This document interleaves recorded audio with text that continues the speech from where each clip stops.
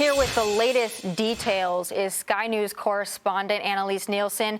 Annelise, what more can you tell us?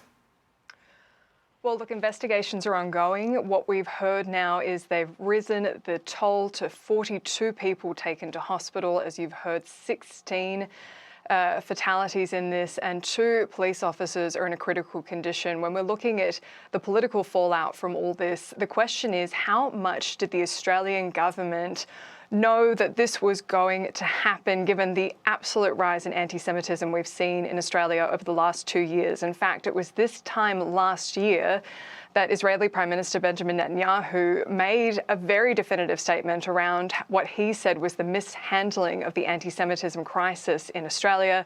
There's been a long series of anti-Semitic attacks.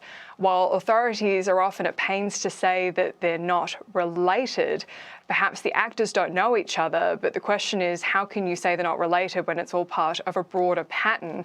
What we've seen from the government is they have condemned anti-Semitism, but the question is, has it been proportional to the rise in anti-Semitism we've been seeing? So we've heard this from Benjamin Netanyahu. He's criticised Australia breaking early on critical issues like supporting Palestinian statehood, condemning Israel at different points in their defence after October 7, and critically, have they done enough to try to quell this violent theme that we're starting to see in Australia? So Benjamin Netanyahu made those comments today that you played just before. The Prime Minister, Anthony Albanese, was asked about these comments at a press conference earlier. This is what he had to say. This is a moment for national unity. This is a moment for Australians to come together. That's precisely what we will be doing.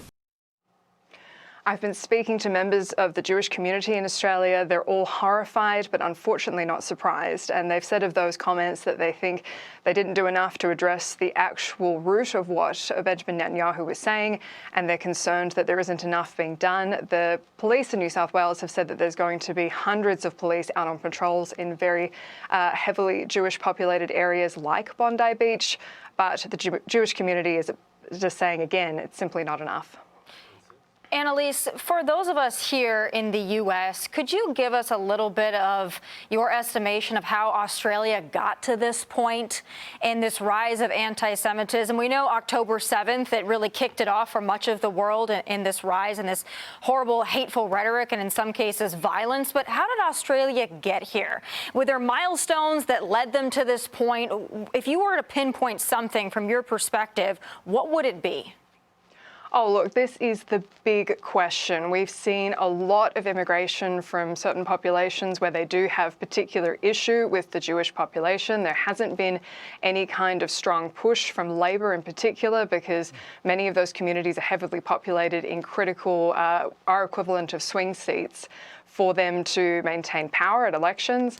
We have had this issue since day one. We had a protest outside the Sydney Opera House 2 days after October 7, where protesters were recorded saying, "Gas the Jews." There was an extensive investigation by New South Wales Police, and they came back from it saying, "We don't think they said gas the Jews. We think they said, where's the Jews?" You can imagine no one within the Jewish population has any confidence in that. How much better would you feel? Wow. Annelise, I want to really get to this from an American point of view, because our viewers obviously just see things differently. Our country has the Second Amendment. Guns are not a rare thing. In certain states and cities they are, but by and large, guns are a part of American culture. I know in Australia, since really 1996, it's been much different. But these 2 people having guns, the older having a license to own guns and a permit for 6 guns, how rare is that culturally? Is it something that, you know, the type of gun you can own is pretty well restricted, but it is still pretty common for people to go get that license? The reason why I ask is in places here in the U.S., like in New York City, even though they say you can get a license, you virtually can't. So I'm just curious what it's really like there and how surprised people are to see someone with 6 guns. Well, this is one of the really interesting things. We've seen more guns in Australia than before we brought in the ban in 1996. And there's a big question about why. And there are certain questions around, is this a cultural change where the people have moved to Australia and they maintain that relationship with wanting to own firearms? But also, we had very strict COVID lockdowns, and there's been a growing distrust among a certain portion of the community against government, and they do want to have better protection of individual rights. The other question in this is just how he got these guns. And there's been questions around how are they getting into the country? The kind of firearm he had, you do not see that. And I think even watching the footage, I've wondered how many of the police officers even had guns in responding to that, because it's not even necessarily common for police officers to have them. So this is as extraordinary as it gets for an Australian to see someone walking around with a firearm like that. But unfortunately, we have seen some more incidents recently of different shootings around Sydney. And we don't know where these guns are coming from. And the general response already from Australia is we've got to regulate it more. More regulation, that'll do it.